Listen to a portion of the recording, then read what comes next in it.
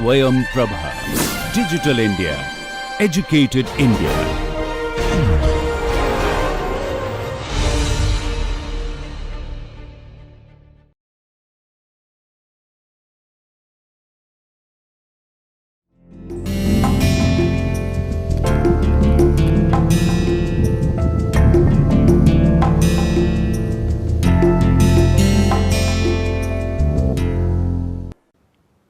Hello friends, so ESDAR अर्थात exploratory statistical data analysis with R software के course में आप सभी का एक बार फिर से बहुत बहुत स्वागत है। आपको याद होगा कि पिछले लेक्चर में हम लोगों ने मेजर्स ऑफ वेरिएशन की बात करी थी और अंत में हम लोगों ने मीन स्क्वायर एरर को डेवलप करने की कोशिश करी थी। उसमें क्या था, हमने अपने हर एक डेटा पॉइंट को इस्तेमाल करते हुए उसका किसी पर्टिकुलर पॉइंट से जो दूरी होती है, जो डेविएशन होता है, उसको नापने की कोशिश करी थी। और हमारे पास दो ऑप्शन थे, या तो हम उस डेविएशन की एब्सोल्यूट वैल्यू ले लें या हम उसको स्क्वायर कर दें। तो एब्सोल्यूट वैल्यू निकाल करके जब उनका मैंने अरिथमेटिक मीन लिया तो उसका मैंने नाम दिया था एब्सोल्यूट डेविएशन।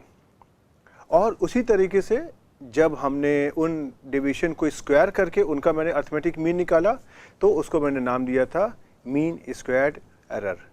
ये दोनों ही जो हमारी क्वांटिटी होती हैं, यह कोई भी डेटा का जो वेरिएबिलिटी है, वेरिएशन है, ये उसको नापने की कोशिश करती हैं। ओके, तो पिछले लेक्चर में हमने इसका आरंभ किया था और हम इसी को आगे लेकर के जाएंगे। और हमारे पास आप जब कभी सुनते भी होंगे बहुत सारी टर्मिनोलॉजीज़ हैं, मीन स्क्वायर्ड एरर है, वेरिएंस है, स्टैंडर्ड डेविएशन है, स्टैंडर्ड एरर है। ये सब क्या होता है? ये सब हमारे इसी मीन स्क्वायर एरर के वेरियस के भिन्न भिन्न रूप होते हैं। तो आज हम उनकी बात करते हैं और आज हम जो हमारे मेजर्स स्क्वायर डेविएशन की बेसिस पर बेस्ड हैं उनकी बात करेंगे और उसकी बेसिस पे हम अपना मीन स्क्वायर एरर को फिर से डिफाइन करने की कोशिश करेंगे सो दैट कि मैं आपको समझा सकूं और उसी कॉन्सेप्ट को मैं आगे वेरिएंस में बदल सकूं। और वेरिएंस को की बात करने के बाद में हम जो भी स्टैंडर्ड डेविएशन है, स्टैंडर्ड एरर है, इसके बारे में बात करने की कोशिश करेंगे। Right, standard deviation, standard error ये ऐसी चीज़ें हैं जो आप लोगों ने बहुत बार सुनी होंगी,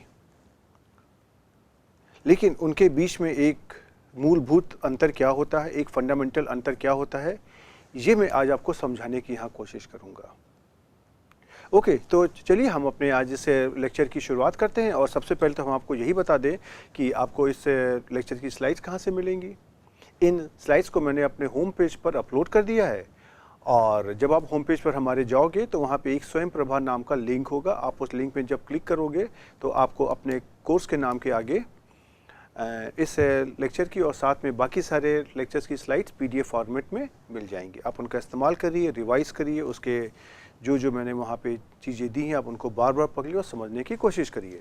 तो अब मुझे आपको बताना है क्या कि मेरा होम पेज का एड्रेस क्या है। राइट, ओके, तो हमारे होम पेज का एड्रेस है home.iitk.ac.in/SHALAB/SP। SP का मतलब क्या है?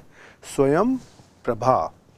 और अगर आपको इस एड्रेस को याद करने में दिक्कत हो रही है तो आप इस QR कोड को भी स्कैन कर सकते हैं। इस QR कोड को स्कैन करने के लिए आप अपने फ़ोन में अवेलेबल कोई भी फ्री सॉफ्टवेयर है, फ्री एप्लीकेशन है, आप उसको इस्तेमाल कर लीजिए और जब आप स्कैन करेंगे तो यह आपको डायरेक्ट इसी एड्रेस पर ले आएगा।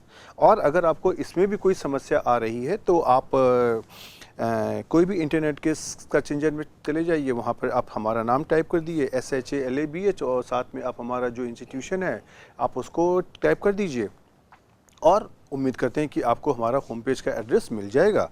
और उस होम पेज के अंदर आकर के आपको स्वयं प्रभा लिंक के अंदर आपको स्लाइड्स मिल जाएंगी। राइट, तो सबसे पहले हम आज एक काम करते हैं, हमको अपने जो mean squared error, variance, standard deviation, standard error को डिफाइन करना है। तो अब जैसा आपने बहुत सारे केसेस में देखा है कि हमारे पास डेटा दो तरीके का होता है, एक होता है ग्रुप डेटा और एक अनग्रुप डेटा। तो अनग्रुप डेटा को तो जो हमारा डेटा जिस फॉर्म में दिया होता है उन्हीं वैल्यूज़ को यूज़ करते हैं और जब हम उसी डेटा को ग्रुप फॉर्म में अगर देखना चाहें तो उसको हम फ्रीक्वेंसी टेबल में कन्वर्ट कर लेते हैं और फ्रीक्वेंसी टेबल से जो भी हमारे क्लास इंटरवल की मिड वैल्यूज़ हैं, बीच की वैल्यूज़ हैं और साथ में उन क्लासेस की करस्पॉन्डिंग एब्सोल्यूट फ्रीक्वेंसी है, उन दो चीज़ों को हम इस्तेमाल करने की कोशिश करते हैं। तो सबसे पहले हम एक काम करते हैं कि हम आज अपने लेक्चर के आरंभ में ही हम अपने अनग्रुप डेटा और ग्रुप डेटा के जो सिंबल्स और नोटेशंस हम यूज़ करने जा रहे हैं, हम उसके बारे में बात कर लेते हैं सो दैट कि हमको बाद में आसानी रहेगी कि जब भी कभी हम ग्रुप डेटा की बात कर रहे हैं तो हम यहाँ तो हम ये वाले सिंबल लेंगे और जब हम अनग्रुप डेटा की बात कर रहे हैं तो हम ये वाले सिंबल लेंगे। ओके, चलिए। तो सबसे पहले अगर हमारे पास कोई भी अनग्रुप डेटा अगर है तो कोई भी अगर हमारा वेरिएबल है x, तो उसके ऊपर जो भी हमने ऑब्जर्वेशंस लिए हैं से x1 x2 xn, ये हमारे क्या हैं, ये हमारे टोटल n ऑब्जर्वेशंस हैं, राइट। कुछ ये हमारी न्यूमेरिकल वैल्यूज़ हैं। तो जब भी हम कभी अनग्रुप डेटा की बात करेंगे तो जो भी हमारी ओरिजिनल न्यूमेरिकल वैल्यूज़ आई हैं हम उन्हीं को इस्तेमाल करेंगे। ओके, और जब अगर हम अपने ग्रुप डेटा की बात करेंगे, कोई भी कंटिन्यूस वेरिएबल पर अगर मैंने डेटा लिया है तो हम क्या करेंगे, हम उस डेटा को सबसे पहले एक फ्रीक्वेंसी टेबल में कन्वर्ट कर लेंगे और फ्रीक्वेंसी टेबल में कन्वर्ट करने के लिए हमको पूरे डेटा को के क्लास इंटरवल में बांटना पड़ेगा।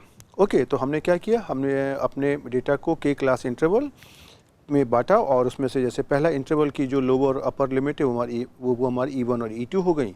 तो जो पहला क्लास इंटरवल हमारा हो गया E1 से E2, दूसरा क्लास इंटरवल हमारा क्या हो गया E2 से E3, उसी तरीके से जो हमारा kth क्लास इंटरवल हो गया ये हमारा EK-1 से EK हो गया। तो ये हमारे टोटल k क्लास इंटरवल्स हैं, राइट। ओके, उसके बाद हमने अपने हर एक क्लास इंटरवल का मिड पॉइंट निकाल लिया, अर्थात जो भी क्लास इंटरवल की लोअर और अपर लिमिट्स थी दोनों का मैंने अर्थमेटिक मीन निकाल लिया, right. Lower limit plus upper limit divided by 2 और इसकी वैल्यू जो भी आई इसको मैंने यहाँ पे x1 और उसी तरह से दूसरे इंटरवल की जो मिड वैल्यू है उसको मैंने x2 इत्यादि से मैंने इंडिकेट कर दिया। तो जो x1 x2 xk हैं ग्रुप डेटा के केस में ये हमारे क्या हो जाएंगे, ये हमारे मिड पॉइंट्स हो जाएंगे और साथ में हर एक क्लास इंटरवल की मैंने फ्रीक्वेंसी निकाल ली f1 f2 fk और ये आपकी क्या है, ये आपकी एब्सोल्यूट फ्रीक्वेंसीज़ हैं।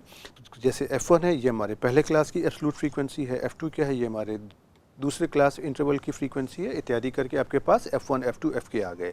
अब जब भी कभी हम x1 x2 इत्यादि की बात करेंगे ग्रुप डेटा में तो इसका मतलब है कि हम अपने क्लास इंटरवल के मिड पॉइंट्स की बात कर रहे हैं और जब हम कभी x1 x2 की हम अनग्रुप डेटा में बात करेंगे तो हम अपनी ओरिजिनल डेटा वैल्यूज़ की बात करेंगे। और जस्ट मैं आपको खाली रिवाइज कराने के लिए जो हम लोगों ने पिछले लेक्चर में किया था, हमने पिछले लेक्चर में मीन स्क्वायर एरर को डिफ़ाइन किया था और हमने क्या किया था कि हमने अपने जो डेविएशंस हैं, डेविएशंस हमारे क्या थे, ये हमारे xi माइनस a, मतलब हर एक ऑब्जर्वेशंस का मैंने एक कोई भी आर्बिट्रेरी पॉइंट है a, राइट, a हमारा कोई भी आप इसकी वैल्यू ले सकते हैं, उसके सापेक्ष में डेविएशन निकालने की कोशिश करी थी और उसका सबसे पहले मैंने क्या किया था, एब्सोल्यूट वैल्यू ली थी और उसका अर्थमेटिक में निकाला था। तो मैंने क्या डिफाइन किया था, एब्सोल्यूट डेविएशन। उसकी जगह मैंने क्या कर दिया, एब्सोल्यूट डेविएशन निकालने की जगह मैंने इन्हीं वैल्यूज़ का इन्हीं डेविएशन को स्क्वायर कर दिया, xi minus a whole square निकालिए हर एक वैल्यू का। तो आपके पास d1 square, d2 square, dn square करके वैल्यूज़ आ जाएंगी। आपका di क्या है, आपका ये है xi माइनस a, राइट। और ये आपके जो भी डेविएशंस आ गए आपने x1 माइनस a कर दिया, उसका स्क्वायर कर दिया, x2 माइनस a कर दिया, आपने उसका स्क्वायर कर दिया और ऐसे ही आपने इसको xn minus a whole square कर दिया। और इसके बाद में आपने क्या किया, सभी का आपने सम करके n से डिवाइड करके इनका आपने अर्थमेटिक मीन निकाल लिया, राइट। तो जैसे ही आप इनका अर्थमेटिक मीन निकालेंगे इसी वैल्यू को आपने कहा था MSE, राइट। तो ये वैल्यू अगर आपका कोई अनग्रुप डेटा होता है तो आपने इसको ऐसे डिफाइन किया था, s स्क्वायर a, मतलब a जो यहाँ पे ब्रैकेट में लिखा हुआ है इसका मतलब है कि a के सापेक्ष में है और इसको मैंने 1/n i goes from 1 to n summation xi minus a whole square ये मैंने डिफाइन किया है। और उसी तरीके से मैंने अगर हमारा अनग्रुप डेटा अगर है तो हमारे पास x1 x2 xk हमारी इसकी क्लास इंटरवल की मिड वैल्यूज़ होंगी, तो मैंने 1/n summation i goes from 1 to k fi xi minus a whole square ये डिवाइड किया, इसको डिफाइन किया और इस क्वांटिटी को मैंने इंडिकेट कर दिया से s स्क्वायर a, राइट तो जो एस स्क्वायर है ये मुझको और जो ब्रैकेट में लिखा हुआ ए वो ये बता रहा है कि यह एक मेज़र ऑफ वेरिएशन है जो स्क्वायर पर बेस्ड है और यह ए कांस्टेंट के सापेक्ष में लिया गया है। ओके और जो यहाँ पे आपका एन क्या है, टोटल फ्रीक्वेंसी आपकी सम ऑफ एब्सोल्यूट फ्रीक्वेंसी के बराबर है। राइट तो इसी को हम क्या कहते हैं, इसको हम बोलते हैं MSE, मीन स्क्वायर्ड एरर। तो मीन स्क्वायर एरर में आपको क्या खास बात है, ये हमारे किसी भी आर्बिट्रेरी पॉइंट के सापेक्ष वेरिएबिलिटी को डेविएशन का स्क्वायर करके नापने की कोशिश करती है। ओके अब हम एक काम करते हैं, इसी में हम एस स्क्वायर ए जो हमने डिफाइन किया है यहाँ पर हम ए की वैल्यू ले लेते हैं arithmetic mean A equal to X bar. Right और हम अपना मीन स्क्वायर एरर फिर से निकाल लेते हैं। तो जो मीन स्क्वायर एरर आपका आएगा उसको आप कैसे इंडिकेट करोगे, एस स्क्वायर एक्स बार, जैसे आपने लिखा था एस स्क्वायर ए तो यहाँ पे आप कर दोगे एस स्क्वायर एक्स बार हमारा क्या अर्थमेटिक मीन है। तो इसी मीन स्क्वायर एरर को जब आप ए की जगह पर अर्थमेटिक मीन इस्तेमाल कर रहे हो तो इसको हम कहते हैं वेरिएंस। राइट और अगर हम आपको एक बात और कहें कि अगर आप मान लीजिए एस स्क्वायर ए की वैल्यू आप निकालिए और आप ए को ले लीजिए अर्थमेटिक मीन ले लीजिए या आप ए को ले लीजिए मीडियन ले लीजिए या आप अगर ए को चाहें तो जो आपका डेटा का मोड है आप उसको ले लिए या कुछ भी वैल्यू ले लिए, ज्योमेट्रिक मीन, हार्मोनिक मीन या कुछ भी करना चाहें, तो जब आप ए इज इक्वल टू मीन लेंगे अर्थमेटिक मीन तो एस स्क्वायर ए की जो वैल्यू आएगी, इसकी जो वैल्यू आएगी दिस इज मिनिमम, सबसे कम वैल्यू आपको यहीं पर ही आएगी। राइट तो आपको कहने का हमारा इसका मतलब क्या है, कहने का मतलब हमारा ये है कि जिस तरीके से आपने देखा था जो आपका एब्सोल्यूट डेविएशन होता है, एब्सोल्यूट डेविएशन है ये कब मिनिमम होता है, जब ये आपका क्या होता है मीडियन, और जो आपका मीन स्क्वायर एरर है, मीन स्क्वायर एरर आपकी कब मिनिमम होती है, जब ए आपका क्या है मीन अर्थमेटिक मीन के बराबर है। राइट ये आपको ध्यान रखना है और इसको भी आप अगर निकालना चाहें तो ये बहुत ही आसान है। राइट आप अगर इसी कैसे मैंने यहाँ पे इस वेरिएंस को देखिए मैंने यहाँ पे डिफाइन किया है S square is equal to 1/n summation I goes from 1 to n x I minus x bar whole square. Right अगर आप देखेंगे तो इसको मैंने कैसे डिफाइन किया, हर एक ऑब्जर्वेशन एक्स आई का मैंने अर्थमेटिक मीन के सापेक्ष में इसका दूरी है जो डेविएशन है उसको निकाल लिया है और उस डेविएशन को स्क्वायर करके मैंने उसका अर्थमेटिक मीन निकाल लिया है। राइट तो अगर आप इसी को अपने जो प्रिंसिपल ऑफ मैक्सिमम मिनिमा जो आपने पढ़ के रखा होगा आप उससे अगर इसको कुछ ऐसा लिखें कि S square A is equal to 1/n summation I goes from 1 to n x I minus A whole square, और आप इसको डिफ्रेंशिएट करने की कोशिश करें विद रिस्पेक्ट टू से हेयर ए और इसको 0 के बराबर पुट कर दें। आप इसको सॉल्व करोगे तो देखिए आपको क्या मिल जाएगा, ए की वैल्यू मिल जाएगी आपको कैसे मिलेगी, summation I goes from 1 to n x I minus A is equal to 0। Right और इसी को आप अगर सॉल्व करेंगे तो आपको देखिएगा ए मिल जाएगा आपको एक्स बार के बराबर, और इसी में आप इसका अगर डबल आप अगर डेरिवेटिव निकाल लोगे आप इसका डी ए स्क्वायर, और अगर यहाँ पे आप अगर ए इक्वल टू एक्स बार अगर रख दोगे तो आप ये देखोगे कि ये आपको मिनिमम वैल्यू देता है। तो इसका मतलब ये है कि जब भी कभी हम अपने मीन स्क्वायर एरर को अर्थमेटिक मीन के सापेक्ष में निकालेंगे तो मीन स्क्वायर एरर की वैल्यू मिनिमम आएगी और इसी मिनिमम वैल्यू को हम कहते हैं वेरिएंस। राइट अब देखिए एक चीज़ और भी है, यहाँ पे आपको x बार की क्या आपकी वैल्यू है, ये आपकी है 1/n summation x I minus x bar. Right 1/n summation I goes from 1 to n x i, अर्थात हर एक वैल्यू का आप जोड़ निकालिए और उसको टोटल नंबर ऑफ ऑब्जर्वेशन से डिवाइड कर दीजिए, राइट। तो अगर इसी वैल्यू को जो हमने यहाँ पर लिखी हुई है, इसको अगर आप देखिए निकालने की कोशिश करें तो इसका हमारा एक और फॉर्म होता है। इसको अगर हम लिखें तो देखिए कैसे लिख सकते हैं, i goes from 1 to n x I square plus x bar square minus twice of x i x bar. और यहाँ पे अगर हम लिखते हैं i goes from 1 to n, हम इसको समेशन साइन को अंदर लाने की कोशिश करते हैं तो देखिए क्या हो जाएगा, ये आपका हो जाएगा 1/n। और जब आप इसको x बार स्क्वायर में कोई i नहीं है तो आप जब summation i goes from 1 to n x bar square करेंगे तो क्या हो जाएगा, n times x bar square और माइनस ट्वाइस ऑफ आप इसको x बार आपका i से इंडिपेंडेंट है तो ये समेशन के बाहर आ जाएगा और आप लिख दोगे i goes from 1 to n से xi, राइट। और अब आप देखिए ये आपका summation i goes from 1 to n xi क्या है, ये आपका n टाइम्स x बार के बराबर है,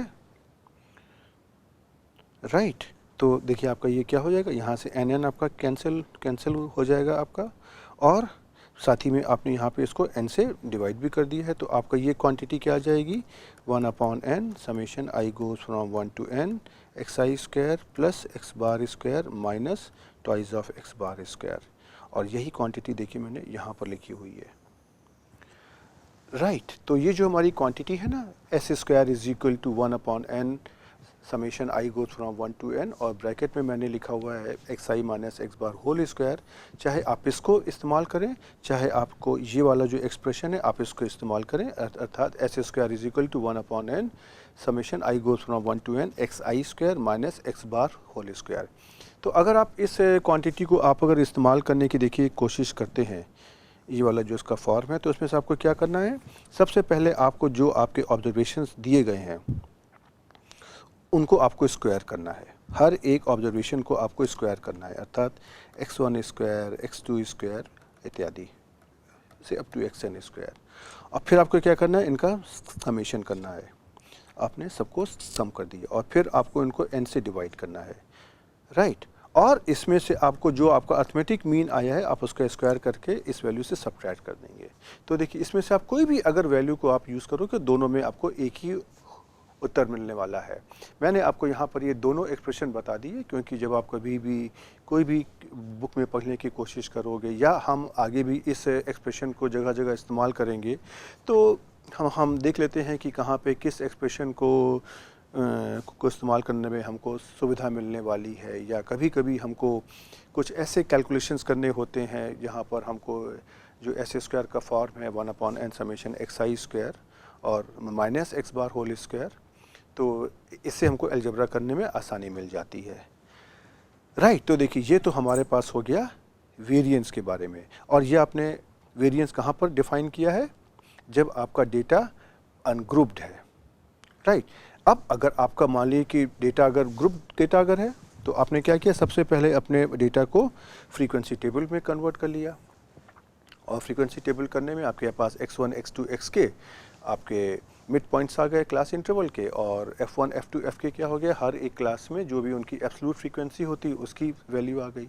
तो उस केस में आप अपने वेरिएंस को कैसे डिफाइन करोगे, 1/n summation i goes from 1 to k fi xi minus x bar whole square, right. तो देखिए आपको याद अगर हो कि जिस तरीके से आपने अर्थमेटिक मीन को ग्रुप्ड और अनग्रुप्ड डेटा के लिए डिफाइन किया था, तो आपने कैसे डिफाइन किया था, 1/n समेशन xi, और उसकी जगह आपने कर दिया 1/n समेशन fi xi। तो उसी तरीके से आपको यहाँ पर वेरिएंस को भी देखना है कि जिस तरीके से आपने x1, x2 इत्यादि वैल्यूज़ का आपने मीन निकाला था, उसकी जगह पे आप यहाँ पर xi minus x bar whole square values का आप मीन निकाल रहे हो। तो अगर आपको मीन निकालना है तो यहाँ पे क्या करना पड़ेगा, fi upon see here summation i goes from 1 to k और समेशन fi, राइट। तो अगर आपको याद अगर हो तो आप देखिए आपने कैसे निकाला था arithmetic mean, summation fi xi upon summation fi। तो मैंने xi की जगह मैंने कर दिया xi minus x bar whole square. हाँ, ये मैं आपको इसलिए बता रहा हूँ कि कभी कभी लोगों को कन्फ्यूजन होता है कि यहाँ पे हमने fi स्क्वायर क्यों नहीं किया, इसलिए मैं आपको ये लॉजिक देने की कोशिश कर रहा हूँ कि जब भी हमारे पास कोई भी अगर मेज़र होता है और वो ग्रुप डेटा में अगर है, तो हम उसमें से जो अपना मेज़र डिफ़ाइन करते हैं वो हमारा एक समेशन fi और जो भी हमारे वेरिएबल की वैल्यू है वो होती है और डिवाइडेड बाई समेशन fi। ये मैं आपको इसलिए बता रहा हूँ क्योंकि अभी आगे आने वाले समय में, आने वाले लेक्चर्स में मैं आपको इसी वेरिएंस के कॉन्सेप्ट को आगे कुछ बढ़ाने की कोशिश करूँगा, राइट। तो वहाँ पर मैं इसी कॉन्सेप्ट का इस्तेमाल करूँगा, इसीलिए मैं आपको यहाँ पे इसको समझाने की कोशिश कर रहा हूँ कि ग्रुप डेटा की जगह अगर आप ग्रुप डेटा में और अनग्रुप डेटा में आप कोई भी जो क्वांटिटी है उसको आप कैसे डिफ़ाइन करते हो, राइट। ओके, अब देखिए यहाँ पर भी आपने, जैसे आपने अभी पिछले वाले एग्जाम्पल में ये करके दिखाया है, पिछले वाले केस में यहाँ पर ये आपने करके दिखाया है कि अगर हम कोई भी अपना MSE अगर हम लेते हैं 1 अपॉन से here summation fi, summation I goes from 1 to k से xi minus a whole square into fi। तो यहाँ भी आप ये करके दिखा सकते हैं कि आप इस MSE को आप अगर डिफ्रेंशिएट करते हैं a के रिस्पेक्ट में और इसको 0 के बराबर सब्स्टिट्यूट करते हैं तो आपको यहाँ पे मिल जाएगा a is equal to 1 upon से summation fi summation into summation fi xi। तो ये भी आपको जो x बार होता है ग्रुप डेटा के केस में वही अर्थमेटिक मीन आपको यहाँ पर मिल जाएगा। और इसी में आप अगर इसका अगर दूसरा डेरिवेटिव आप अगर निकालने की कोशिश करेंगे यहाँ पर अगर at a equal to x bar, तो ये आपको नेगेटिव, ये आपको यहाँ पर पॉजिटिव मिल जाएगा। तो आपको ये बता देगा कि a की वैल्यू यहाँ पर मिनिमम होने वाली है, राइट।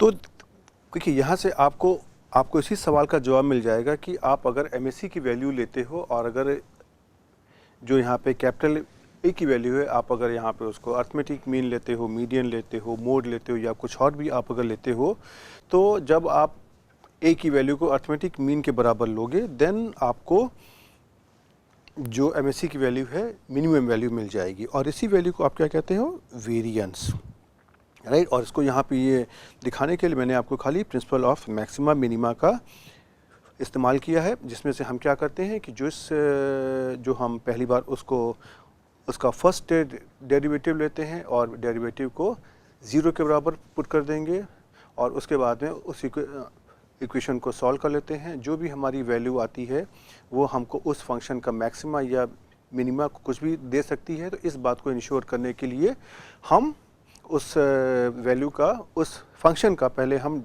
जो सेकेंड डेरिवेटिव है उसको निकालते हैं और सेकेंड डेरिवेटिव निकालने के बाद में उसमें जो भी हमने वैल्यू अपने पहले स्टेप पर निकाली होती है उसको सब्स्टिट्यूट कर देते हैं। और अगर ये वाली वैल्यू हमारी अगर ग्रेटर देन 0 आती है तो इसका मतलब है कि जो हमने वैल्यू निकाली है वो उस फंक्शन को मिनिमाइज़ कर रही है। और अगर ये जो डबल डेरिवेटिव जो हमारा सेकेंड डेरिवेटिव है इसकी अगर वैल्यू हमारी अगर नेगेटिव आ जाती है तो इसका मतलब ये है कि जो हमने वैल्यू निकाली है वो उस फंक्शन को मैक्सिमाइज़ कर रही है, राइट।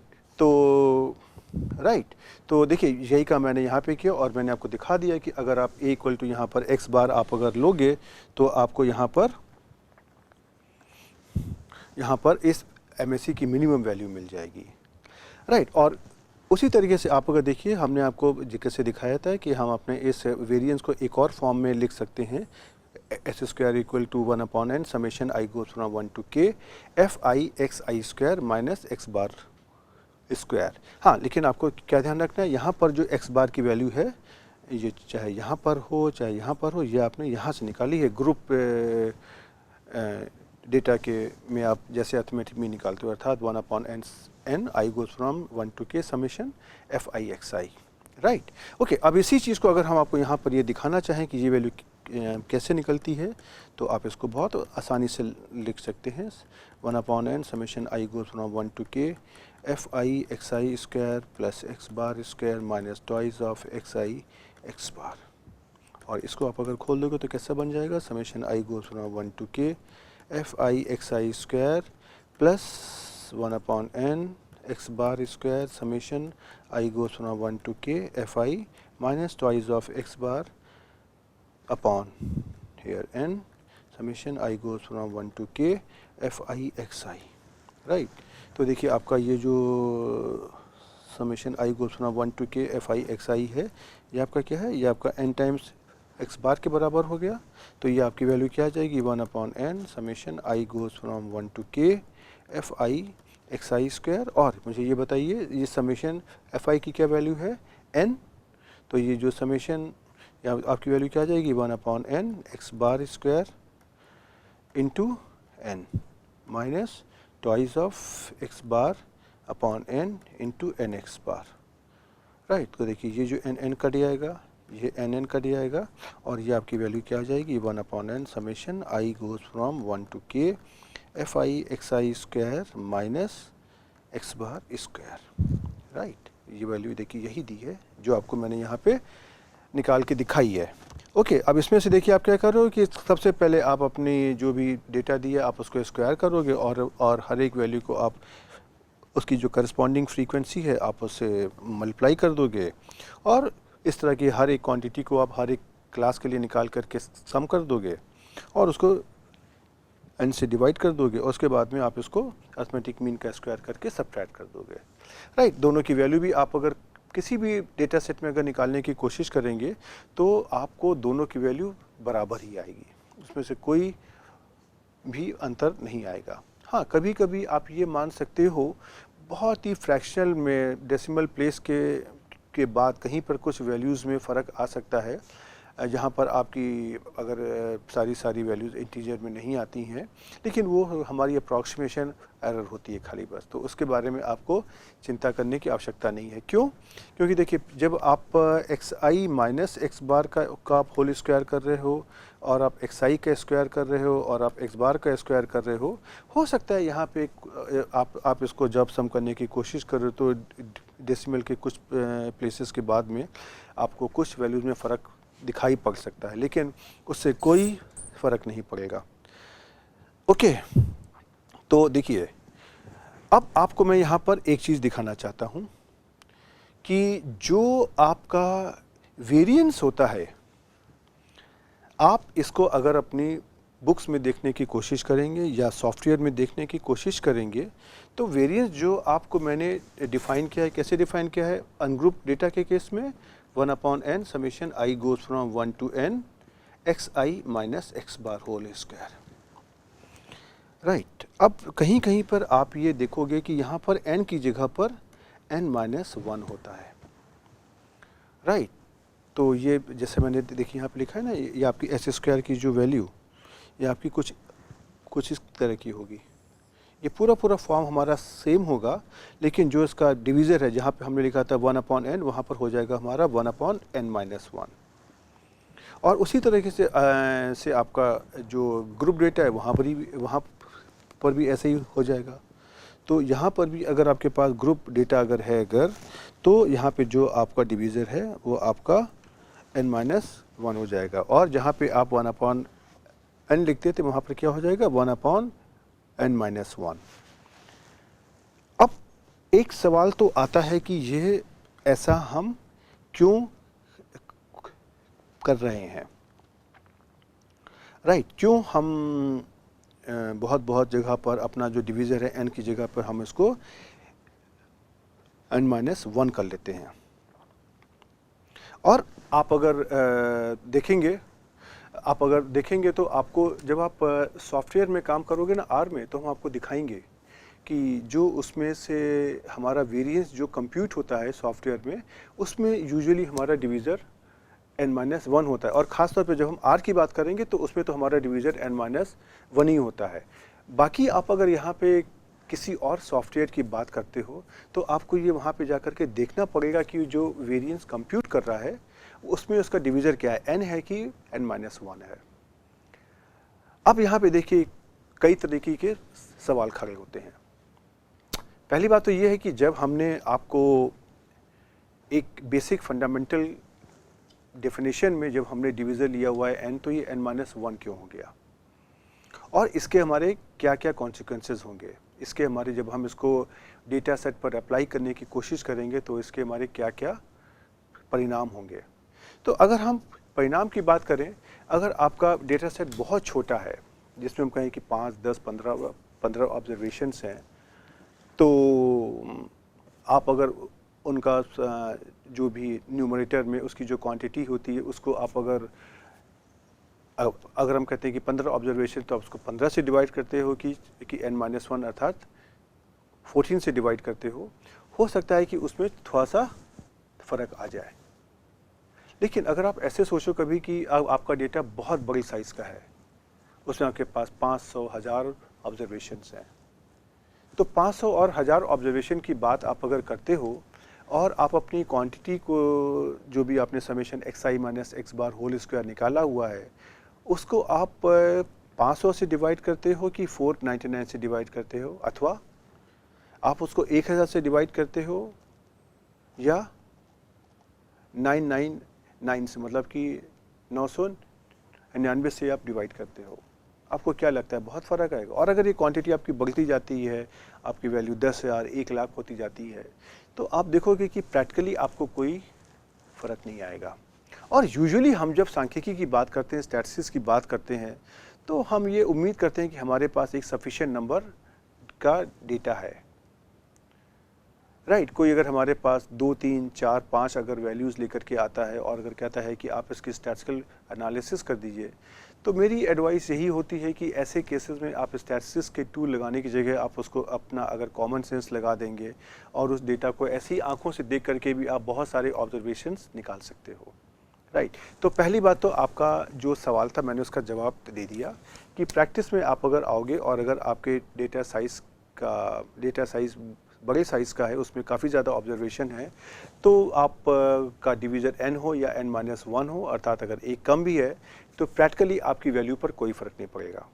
हाँ, वैल्यू से फ़र्क तो होंगी, लेकिन उसका ऐसे अगर हम कहें प्रैक्टिस में कोई बहुत अंतर नहीं आता। ये तो वही बात है कि हम कहें कि आपकी हाइट 160 सेंटीमीटर है या 160.001 सेंटीमीटर है, राइट।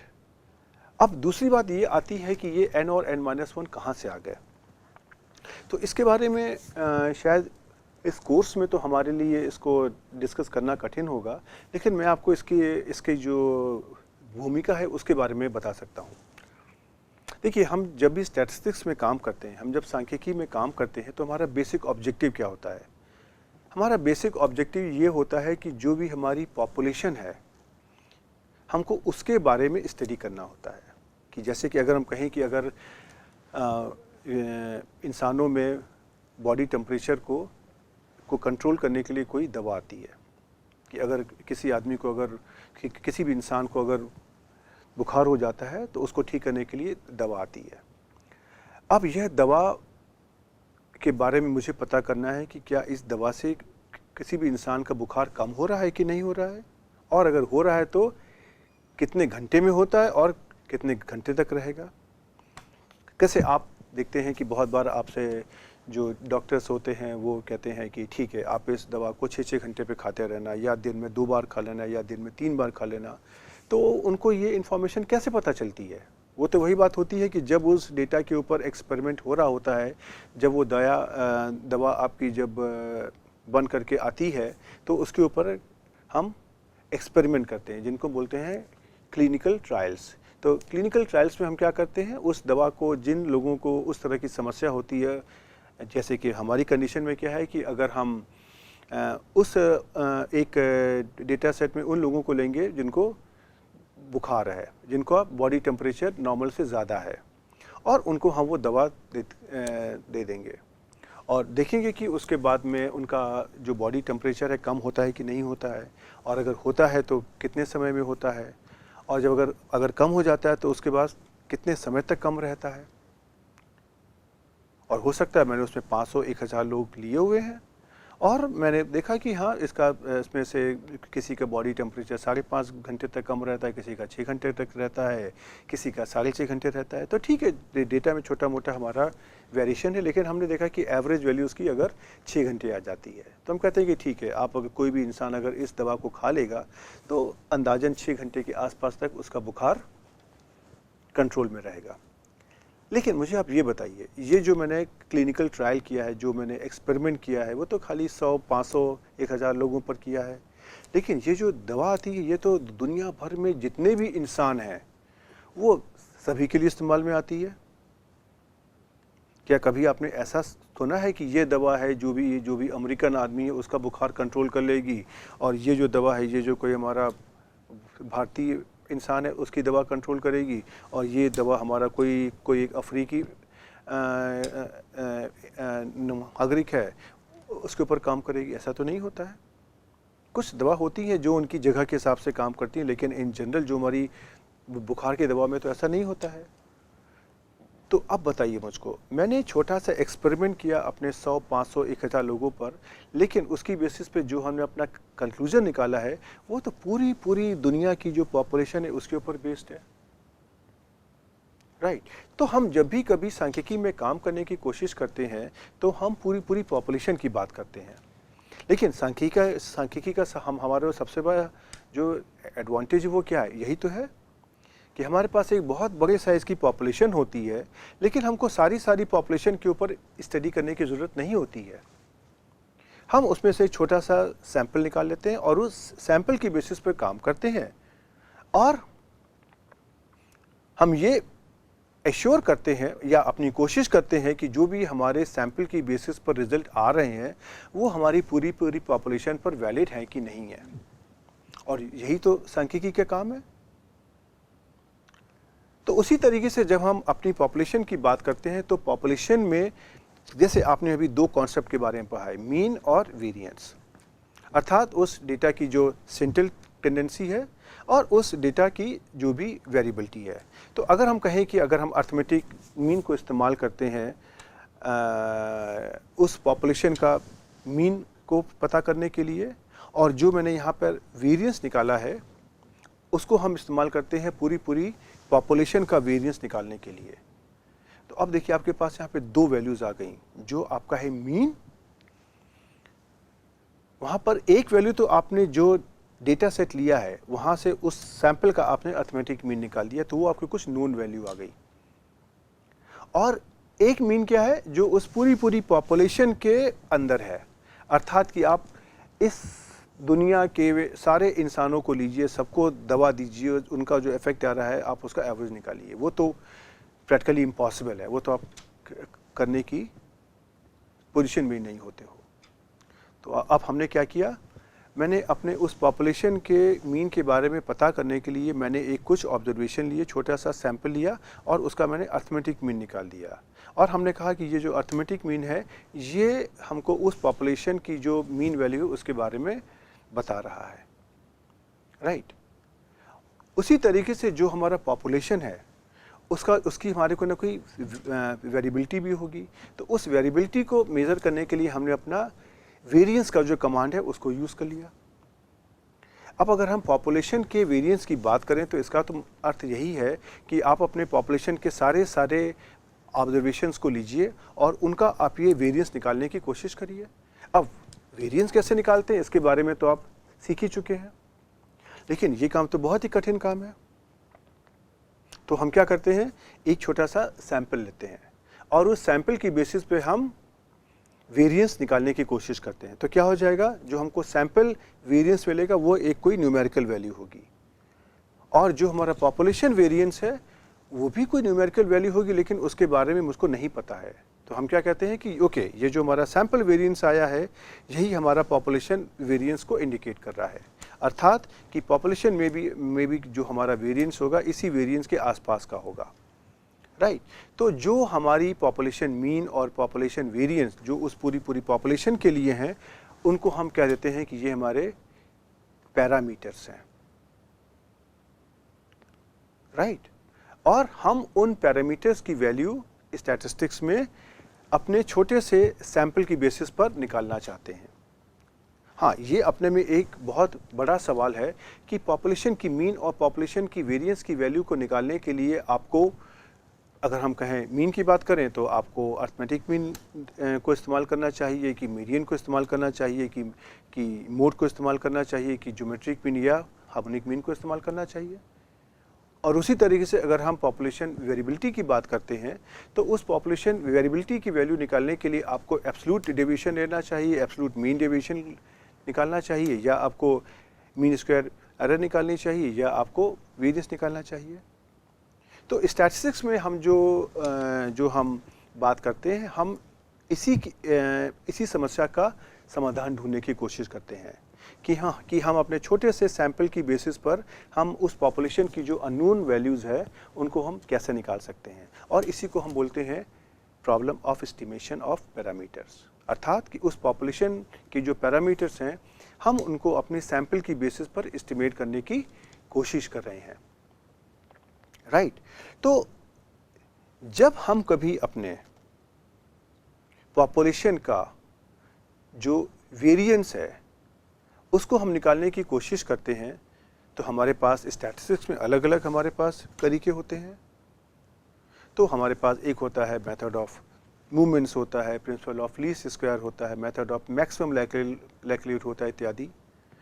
तो हम वहाँ पे हम जब दो तरीक़ों को लगाते हैं तो दोनों तरीक़ों से जो हमको वेरिएंस की वैल्यू मिलती है, अर्थात जो मुझको हमारे स्टैटिस्टिकल मेथड से वो बताते हैं, अगर हमारे पास दो मेथड हैं तो एक मेथड ये कह रहा है कि आप उस पॉपुलेशन वेरिएंस को निकालने के लिए आप उसमें डिवीज़र लीजिए n, और दूसरा हमारा कह रहा है कि आप डिवीज़र लीजिए n-1। ओके, तो ये हमारे दो एस्टिमेशन मेथड्स होते हैं। वहाँ से हमको वेरिएंस की ये दो वैल्यूज़ मिल जाती हैं जो हमको ये बताने में कोशिश करते हैं कि आप अपने छोटे सैंपल्स से उस बड़ी पॉपुलेशन का जो वेरिएंस है उसकी वैल्यू कैसे निकालेंगे। अब जब हम ये वैल्यूज़ निकाल लेते हैं तो हमारे सामने एक सवाल और होता है कि इसमें से हमारी कौन सी वैल्यू अच्छी है, कौन सी वैल्यू ख़राब है। अब अच्छी ख़राब तो ऐसा होता है कि जो हम कुछ प्रॉपर्टीज़ डिफ़ाइन करते हैं उसकी बेसिस पर होता है, राइट। हमने कहा कि जिस स्टूडेंट के क्लास में ज़्यादा नंबर आएंगे तो वो अच्छा है, और जिस स्टूडेंट के नंबर कम आएंगे तो वो ख़राब है। हम चाहें तो हम इसका उल्टा भी कर सकते हैं, या अगर हम कहें कि अगर कोई स्टूडेंट अगर अच्छा म्यूज़िक प्ले करता है तो वो अच्छा स्टूडेंट है, और अगर कोई स्टूडेंट अगर म्यूज़िक अच्छा प्ले नहीं करता तो वो ख़राब स्टूडेंट है। तो और लेकिन कोई स्टूडेंट अगर म्यूज़िक प्ले करता है तो ये तो कोई ज़रूरी नहीं है कि वो अच्छा स्टूडेंट भी हो, पढ़ने में भी उतना ही अच्छा हो भी सकता है। तो इसीलिए हमारे पास ये जैसे म्यूज़िक, पढ़ाई लिखाई, ये हमारी अलग अलग क्वालिटीज़ हैं। तो उसी तरीके से जब हम स्टैटिस्टिक्स में एस्टिमेशन की बात करते हैं तो एक पॉपुलेशन पैरामीटर को एस्टिमेट करने के लिए हमारे पास अलग अलग मेथड्स होते हैं, और हर एक मेथड से ज़्यादातर हमको एक अलग अलग वैल्यूज़ मिलती हैं, उनके अलग अलग फॉर्मूले मिलते हैं, हम एक आसान भाषा में बात करें तो। और हर एक फॉर्मूले को अगर हम अपनी जो भी स्टैटिस्टिक्स की जो प्रॉपर्टीज़ होती हैं, जहाँ से हम ये बताने की कोशिश करते हैं कि ये हमारा एस्टिमेटर अच्छा है कि ख़राब है, तो हम उस एस्टिमेटर को उन्हीं प्रॉपर्टीज़ के ऊपर चेक करने की कोशिश करते हैं। तो जैसे मैं आपको खाली बस आपकी इन्फॉर्मेशन के लिए बता सकता हूँ, हमारे पास कई सारी प्रॉपर्टीज़ होती हैं। अनबायसनेस है, कंसिस्टेंसी है, वेरिएबिलिटी है, सफिशिएंसी है, कंप्लीटनेस है इत्यादि। तो अब हम जब अपने इस वेरिएंस के दो हमारे जो फॉर्मूले आए हैं, जब इनको हम इन प्रॉपर्टीज़ के ऊपर टेस्ट करने की कोशिश करते हैं तो क्या होता है कि एक जो हमारा फॉर्मूला है वो कुछ प्रॉपर्टीज़ को सेटिस्फाई करता है, और जो अगला हमारा फॉर्मूला है वो किन्हीं और प्रॉपर्टीज़ को सेटिस्फाई करता है। तो उसी तरीके से जो मैंने यहाँ पे वेरिएंस को कंप्यूट करने के लिए दो फॉर्मूले लिए हैं, एक में आपका डिवीज़र है n और एक में है n-1। तो ये दोनों फॉर्मूले हमारे अच्छे होते हैं, लेकिन ये दोनों फार्मूले हमारे अलग अलग मेथड से निकाले गए हैं, और दोनों फार्मूलों की अपनी अपनी कुछ प्रॉपर्टीज़ होती है। आप में से जिन लोगों को सांख्यिकी का आइडिया होगा उनको मैं बता सकता हूँ, बाकी लोगों को इसके बारे में चिंता करने की आवश्यकता नहीं है कि जब हम अपने इस फार्मूले में जहाँ पे हम लेते हैं n-1, तो ये जो हमारा फार्मूला है इसको हम बोलते हैं एस्टिमेटर। ये हमारे पॉपुलेशन मीन का एक अनबायस्ड एस्टिमेटर होता है, राइट। लेकिन जब हम इसमें से इसका फॉर्मूले में हम लेते हैं n, अर्थात डिवीज़र में लेंगे n, तो ये हमारा जो फॉर्मूला है ये हमारा अनबायस्ड नहीं रहता है। ये वाला फॉर्मूला हमारे पॉपुलेशन वेरिएंस का अनबायस्ड एस्टिमेटर नहीं रहता है, लेकिन इसकी वेरिएबिलिटी पहले वाले से कम होती है। देखिए ये तो बहुत ही ऑब्वियस है। आप अगर देखिए जो हमारा न्यूमरेटर में जो क्वांटिटी वो तो सेम ही है, लेकिन जो डिनोमिनेटर में हमने लिखा हुआ है n एक जगह और एक जगह लिखा हुआ है n-1, तो ऑब्वियसली आप अगर उसी क्वांटिटी को n या n-1 से अगर आप डिवाइड करने की कोशिश करोगे तो जिस क्वांटिटी को आप n से डिवाइड कर रहे हो उसकी तो वैल्यू n-1 वाले फॉर्मूले से छोटी आएगी। कि अगर हम कहें 100 को आप अगर 9 से डिवाइड करते हो कि 10 से डिवाइड करते हो, दोनों की वैल्यू में फ़र्क नहीं आएगा। जब आप 10 से डिवाइड करोगे तो क्या आंसर आएगा 10, और जब 9 से डिवाइड करोगे तो 10 पॉइंट समथिंग उसके ऊपर ही आएगा, राइट। आप अगर 100 को अगर 9 से डिवाइड करोगे तो 11 पॉइंट समथिंग कुछ आ जाएगा। तो जो हमारा अंत में मॉरल ऑफ द स्टोरी निकल करके यही आता है कि ये दोनों फॉर्मूले हमारे अच्छे हैं। एक उसमें से जो हमारा डिवीज़र जहाँ पे है n-1 वो अनबायस्ड एस्टिमेटर है, और जिस फॉर्मूले में हमने दिया है n वो उसकी हमारी वेरिएबिलिटी कम होती है, राइट। तो इसीलिए हमारे सॉफ्टवेयर में जब हम इसको इम्प्लीमेंट करने की बात करते हैं तो हम वेरिएबिलिटी पर ज़्यादा ध्यान देते हैं। तो हम उस फॉर्मूले को यहाँ पर इस्तेमाल करने की कोशिश करते हैं जहाँ पर मुझे ये लगता है कि ये मुझको उस पॉपुलेशन वेरिएबिलिटी की कम से कम वैल्यू देगा, जो अच्छी वैल्यू है, राइट। तो इसलिए आपको कोई कंफ्यूज होने की आवश्यकता नहीं है। ये जो भी आपका होता है n या n-1, उसके पीछे हमारे कुछ सांख्यिकी के स्टैटिस्टिक्स के नियम होते हैं।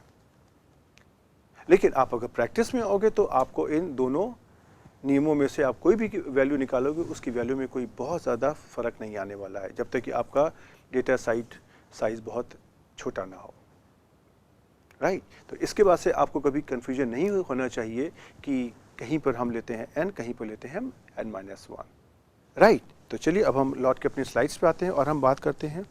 तो यहाँ पर मैंने देखिए आपको यही बात बताने की कोशिश करी है कि हमारा वेरिएंस का एक और फॉर्म होता है जहाँ पर हमारे पास इसकी वैल्यू क्या होती है n-1, राइट।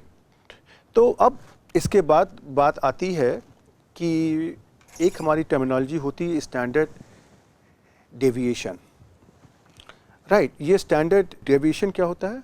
ये जो स्टैंडर्ड डेविएशन में देखिए मैंने यहाँ पर लिखा हुआ है सैम्पल ब्रैकेट में करके लिखा हुआ है। तो अगर हम कहें कि हमारा जो वेरिएंस हमारा है, अगर हम इसको बताते हैं कि s² है, सैम्पल वेरिएंस का मतलब यही है कि जो मैंने यहाँ पर अभी ये वैल्यू निकाली है s²। तो इस वैल्यू के को हम जब निकाल रहे थे तो मैंने आपको बताया था कि जो भी हमारी एक पॉपुलेशन होती है और ये पॉपुलेशन बहुत बड़ी सी होती है और इसका हमारा एक वेरिएंस होगा, तो किसको हम कहते हैं कि ये हमारा पॉपुलेशन वेरिएंस है। तो अगर हम पॉपुलेशन वेरिएंस को अगर हमारे ये σ² से अगर हम इंडिकेट कर देते हैं तो एक मैंने यहाँ से छोटा सा एक सैंपल बाहर निकाला और इस सैंपल से मैंने इसका सैंपल वेरिएंस निकाल लिया, तो इसको मैंने इंडिकेट कर दिया s² से, राइट। तो और यूजुअली हम आपको ये बता दें कि हमारे स्टैटिस्टिक्स का एक नियम होता है कि जो भी हमारे पॉपुलेशन पैरामीटर्स होते हैं उनको हम जो ग्रीक लेटर्स हैं अल्फ़ा, बीटा, गामा, डेल्टा इत्यादि, उससे हम इंडिकेट करते हैं। और जो हमारी सैंपल वैल्यूज़ होती हैं उनको हम अपने जो भी अंग्रेजी के लेटर्स होते हैं ABCD, उनसे हम इंडिकेट करने की कोशिश करते हैं। तो इसीलिए मैंने यहाँ पे देखिए दो सिंबल यहाँ पे लिखे हुए हैं, एक मैंने लिखा है σ² और एक मैंने लिखा है s²। तो जो σ² है ये भी हमारा वेरिएंस है, लेकिन ये पूरी पॉपुलेशन का वेरिएंस है और जो हमको यूजुअली अननोन होता है, राइट। अगर हमको पूरी पॉपुलेशन का वेरिएंस पता है तो वो तो हमारे लिए सबसे अच्छी वैल्यू है, लेकिन ऐसा होता नहीं है। तो हम क्या करते हैं कि हमने एक सैंपल निकाला और अपना जो भी हमारा सैंपल आया था x1, x2, xn, उससे मैंने उसी वेरिएंस को निकाल लिया। तो इसको मैंने नाम दे दिया सैंपल वेरिएंस, राइट। तो अब जब हम अपने इस वेरिएंस का पॉजिटिव स्क्वायर रूट लेते हैं तो उसको हम कहते हैं स्टैंडर्ड डेविएशन, राइट।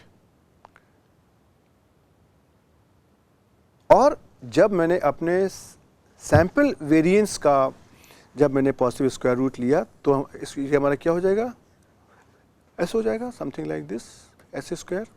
तो इसको हम यूजुअली कहते हैं सैंपल स्टैंडर्ड डेविएशन, या उसको हम शॉर्ट फॉर्म में कह देते हैं SD। और जब हम अपनी पॉपुलेशन लेते हैं तो पॉपुलेशन का जो वेरिएंस है उसको मैंने कह दिया सिग्मा स्क्वायर। तो इसका अगर हम पॉजिटिव स्क्वायर रूट लेंगे तो क्या आ जाएगा, सिग्मा। तो इसको हम बोलते हैं पॉपुलेशन स्टैंडर्ड डेविएशन, राइट। और यूजुअली आप अगर देखोगे प्रैक्टिस में आपको थोड़ा सा सावधान रहने की ज़रूरत है। जो लोग स्टैटिस्टिक्स का इस्तेमाल करते हैं वो यूजुअली सिग्मा से ही वो अपने सैंपल का जो स्टैंडर्ड डेविएशन उसको निकाल देते हैं। ठीक है, प्रैक्टिस में मुझे कोई फ़र्क नहीं पड़ता है, आपने उसको एक सिंबल दिया हुआ है, हमारे लिए ज़्यादा इंपॉर्टेंट ये है कि आप उसका सही फॉर्मूला है आप उसको इस्तेमाल करिए। लेकिन ये बात आपको मालूम होना चाहिए कि जो सिग्मा क्या चीज़ होती है सांख्यिकी के हिसाब से। तो सांख्यिकी के हिसाब से ये जो हमारी सिग्मा है ये हमारी पॉपुलेशन का स्टैंडर्ड डेविएशन है, और एस क्या है, ये हमारे सैंपल का स्टैंडर्ड डेविएशन अर्थात SD है। और सैंपल में क्या है, सैंपल में आपके पास वैल्यूज़ हैं x1, x2, xn, जो आपको सारी वैल्यूज़ नोन है। और यहाँ से आप 1/n summation i goes from 1 to n xi minus x बार की क्वांटिटी को निकाल सकते हैं, और यहाँ से आप इसका पॉजिटिव स्क्वायर रूट भी निकाल सकते हैं, राइट। तो ये आपको थोड़ा सा केयरफुल होने की आवश्यकता है। तो अब एक बात आती है कि हमको इस स्टैंडर्ड डेविएशन की आवश्यकता क्यों पड़ती है। और साथ ही में आप अगर कभी देखेंगे तो लोग बहुत जगह पे एक और टर्मिनोलॉजी का इस्तेमाल करते हैं जिसको हम बोलते हैं स्टैंडर्ड एरर, राइट। उसके बारे में हम बात करेंगे, लेकिन सबसे पहले हम आपको ये बता दें कि स्टैंडर्ड डेविएशन का हमारा क्या इस्तेमाल होता है, राइट। अब अगर हम आपसे कोई एक छोटा सा हम आपको उदाहरण लेते हैं और वहाँ पे हम कहते हैं कि मैंने अपने स्टूडेंट्स की कुछ हाइट ली है और उनका मैंने वेरिएंस निकाला, तो वेरिएंस उनकी जो वैल्यू आ रही है वो आ रही है 100। लेकिन आप ध्यान दीजिए जो वेरिएंस में क्या है, ये आपकी डेविएशन की स्क्वायर्ड वैल्यू है। तो अगर कहते हैं कि अगर आपने हाइट को सेंटीमीटर में लिया था तो जो वेरिएंस की यूनिट क्या होगी, सेंटीमीटर स्क्वायर। तो अब मैं आपको 2 सेंटेंस बताता हूं और आप सोचिए कि इसमें से कौन सा सेंटेंस एक आम भाषा में समझने में ज़्यादा सहायता करता है। पहला स्टेटमेंट है कि इस सैंपल का जो वेरिएंस आया है वह 100 सेंटीमीटर स्क्वायर है, या हम कहें कि इस सैंपल का जो स्टैंडर्ड डेविएशन है वह 10 है, मतलब 100 का पॉजिटिव स्क्वायर रूट, और ये क्या है 10 सेंटीमीटर्स। आपको किस स्टेटमेंट को समझने में ज़्यादा आसानी हुई कि इस पॉपुलेशन का जो ये जो मैंने सैंपल लिया है, इस सैंपल का जो भी वेरिएबिलिटी है वह 10 सेंटीमीटर यूनिट है, या इस पॉपुलेशन की जो वेरिएबिलिटी है 100 सेंटीमीटर स्क्वायर यूनिट है। 10 वाले को समझ में ज़्यादा आता है क्योंकि हम उसमें से उसके मीन की बात भी करेंगे, जो हमारा मीन होता है उसका भी हमारा यूनिट सेंटीमीटर में होगा। तो इसीलिए प्रैक्टिस में 2 स्क्वायर्ड वैल्यू को समझना लोगों के लिए ज़्यादा कठिन होता है, इसीलिए हम इसका पॉजिटिव स्क्वायर रूट लेते हैं। तो जब उसका हम पॉजिटिव स्क्वायर रूट लेते हैं क्या होता है कि स्क्वायर रूट लेने से जो हमारा वेरिएबिलिटी है जिसको हम स्टैंडर्ड डेविएशन से नाप रहे हैं, जो हमारा मीन है जिसको हम अर्थमेटिक मीन, मीडियन इत्यादि से नाप रहे हैं, और जो हमारा डेटा है x1, x2, xn, तीनों की यूनिट सेम हो जाती हैं। अगर हमारा डेटा अगर हाइट में है, हाइट का डेटा अगर हमारा सेंटीमीटर में है तो उसका मीन और वेरिएबिलिटी भी हमको सेंटीमीटर में ही मिल गई। तो इससे क्या हो जाएगा कि जो भी हमारा एक डेटा को यूज़ करने वाला है उसको समझना बहुत आसान हो जाता है, राइट। तो यही बात है कि मैंने यहाँ पे लिखने की कोशिश करी कि जो भी आपका स्टैंडर्ड डेविएशन या स्टैंडर्ड एरर होता है उसके बारे में हम बात करेंगे अभी। उसमें से हमको एक ये एडवांटेज होता है कि वो हमको यूनिट की जो डेटा होती है, जो हमारे डेटा की यूनिट है, उसी में हमको उसकी वैल्यू देता है, तो उनका कंपैरिजन हमारे लिए आसान हो जाता है। जैसे अगर हम कहें कि x हमारा है मीटर में, तो जो s स्क्वायर हमारा क्या बन जाएगा, मीटर स्क्वायर में, जो शायद उसको समझना और इंटरप्रेट करना थोड़ा सा कठिन हो जाता है। इसलिए हम उसको क्या करते हैं कि हम उसको s स्क्वायर की जगह हम यहाँ पे ले लेंगे s। तो s हमारा क्या हो जाएगा, मीटर में हो जाएगा, और जिसकी हमारी यूनिट हमारी वही होगी जो हमारे डेटा की यूनिट है। तो उसका इंटरप्रिटेशन करना और उसका इस्तेमाल करना, उसको समझना ज़्यादा आसान हो जाता है। ओके, अब हम बात करते हैं कि ये वेरिएंस हमारा क्या बता रहा है और इसके बेसिस पे हम अपना जो भी फैसले करते हैं उनको कैसे करते हैं, राइट। तो अब हम चाहे वेरिएंस की बात करें, चाहे हम स्टैंडर्ड डेविएशन की बात करें, बात तो एक ही है। तो ये जो हमारा वेरिएंस है और या जो स्टैंडर्ड डेविएशन है, ये हमको ये बताता है कि जो हमारा डेटा है वह अपने अर्थमेटिक मीन के चारों ओर किस तरीके से कॉन्सेंट्रेटेड है। अगर हम एक डेटा सेट कुछ ऐसा ले लें जैसे इस तरीके का, और एक डेटा सेट हम ऐसा ले लें जो दूर दूर बिखरा हुआ है, तो दोनों के केस में देखेंगे इनका अर्थमेटिक में देखिए यहीं कहीं बीच में ही है, लेकिन इस वाले डेटा में आपकी वेरिएबिलिटी ज़्यादा है, और ये जो डेटा है इसको हम कहते हैं 1, डेटा 1 में वेरिएबिलिटी कम है। या हम ऐसा कह सकते हैं कि डेटा 1 में कॉन्सेंट्रेशन ज़्यादा है, और जो आपका डेटा नंबर 2 है यहाँ पर आपका जो कॉन्सेंट्रेशन कम है, राइट। तो हम अपना जो भी फैसला करते हैं, अगर हमारे पास 2 डेटा सेट आए हैं और अगर हमको उसमें से ये बताना है कि किस डेटा सेट में हमारा वेरिएशन कम है, किस डेटा सेट में ज़्यादा है, तो हमारा नियम क्या होता है कि हम उस डेटा सेट का वेरिएंस या स्टैंडर्ड डेविएशन या स्टैंडर्ड एरर हम निकाल लेंगे, राइट। और अगर उसकी वैल्यू कम आती है तो इसका मतलब ये है कि हमारे डेटा में वेरिएबिलिटी कम है या कॉन्सेंट्रेशन ज़्यादा है। अर्थात जो हमारा अगर वेरिएंस की वैल्यू या स्टैंडर्ड डेविएशन की वैल्यू अथवा स्टैंडर्ड एरर की वैल्यू अगर कम आई है, तो हम ये मान सकते हैं कि डेटा जो भी हमारा है अर्थमेटिक मीन के चारों ओर ज़्यादा कॉन्सेंट्रेटेड है या उसकी वेरिएबिलिटी कम है, राइट। और जो उसकी डिग्री ऑफ स्कैटर्डनेस है, अर्थात जो डेटा का फैलाव है वह कम है। और अगर यही इस वेरिएंस या स्टैंडर्ड डेविएशन या स्टैंडर्ड एरर की वैल्यू अगर ज़्यादा आ जाती है, तो हम कहते हैं कि हमारे डेटा सेट में वेरिएबिलिटी ज़्यादा है, स्कैटर्डनेस ज़्यादा है और कॉन्सेंट्रेशन कम है।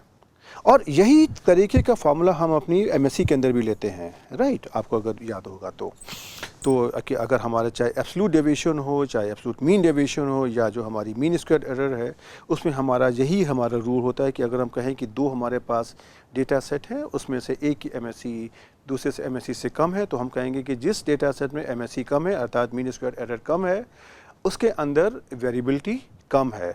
और कम किससे है, दूसरे डेटा सेट के कंपैरिजन में, अर्थात कि जो हमारी गिवन वैल्यू के चारों ओर उस एमएससी को निकाला गया है, उस पॉइंट के सापेक्ष हमारी उसमें वेरिएबिलिटी कम या ज़्यादा हो सकती है, राइट। सो अब हमारा फाइनल क्या हो गया कि जिस डेटा सेट में हमारी वेरिएंस की वैल्यू ज़्यादा आएगी या स्टैंडर्ड डेविएशन की वैल्यू ज़्यादा आएगी, उसकी वेरिएबिलिटी ज़्यादा है। जिस डेटा सेट में हमारी वेरिएंस की या स्टैंडर्ड डेविएशन की वैल्यू कम आएगी, उसमें हमारी वेरिएबिलिटी कम है। और जिस डेटा सेट में वेरिएबिलिटी कम आएगी या स्टैंडर्ड डेविएशन कम आएगा, वो डेटा सेट हमारे लिए प्रेफरेबल होगा। हम उसको बेहतर मानेंगे कि हमको वो स्टैटिस्टिकल टूल्स का जब हम आउटकम देखेंगे उसके ऊपर, वो हमको आउटकम अच्छे मिलेंगे। तो अगर हम कहें कि अगर हमारे पास 2 डेटा सेट्स हैं, दोनों का मैंने वेरिएंस निकाला, एक आ गया वेरिएंस 1 और एक आ गया वेरिएंस 2, तो अगर हम कहते हैं कि अगर हमारा वेरिएंस 1 वेरिएंस 2 से ज़्यादा अगर है, तो इसका मतलब ये है कि वह डेटा जिससे मैंने वेरिएंस 1 निकाला है, उस डेटा सेट के अंदर जो हमारा दूसरा डेटा सेट है जहाँ से मैंने वेरिएंस 2 निकाला है, उससे इसमें ज़्यादा वेरिएबिलिटी है या उसका कॉन्सेंट्रेशन कम है। कंसंट्रेशन कहाँ पे? अर्थमेटिक मीन के चारों ओर।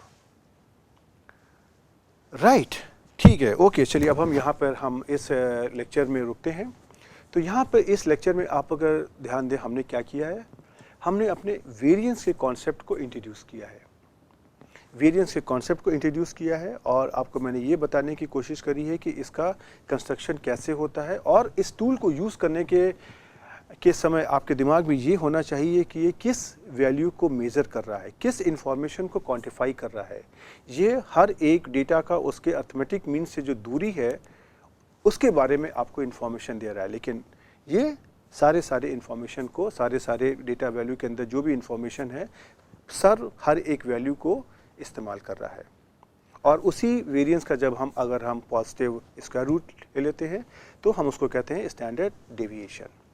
प्रैक्टिस में आप अगर देखेंगे कि कभी कभी लोग स्टैंडर्ड डेविएशन को स्टैंडर्ड एरर भी कहते हैं, लेकिन दोनों में कुछ अंतर होता है। तो ये क्या अंतर होता है, हम इसको अगले टर्न पे, अगले लेक्चर में आपको बताने की कोशिश करेंगे। और हमारे वेरिएंस से जो संबंधित कुछ और भी चीज़ें होती हैं उसके बारे में बात करेंगे, और साथ ही इस वेरिएंस को हम अपने आर सॉफ्टवेयर में कैसे कंप्यूट करते हैं उसके बारे में बात करेंगे। तो आपके लिए आज का होमवर्क ये है कि आप इसको जा कर के ज़रा सा वेरिएंस को समझने की कोशिश करिए। 2 छोटे छोटे डेटा सेट लीजिए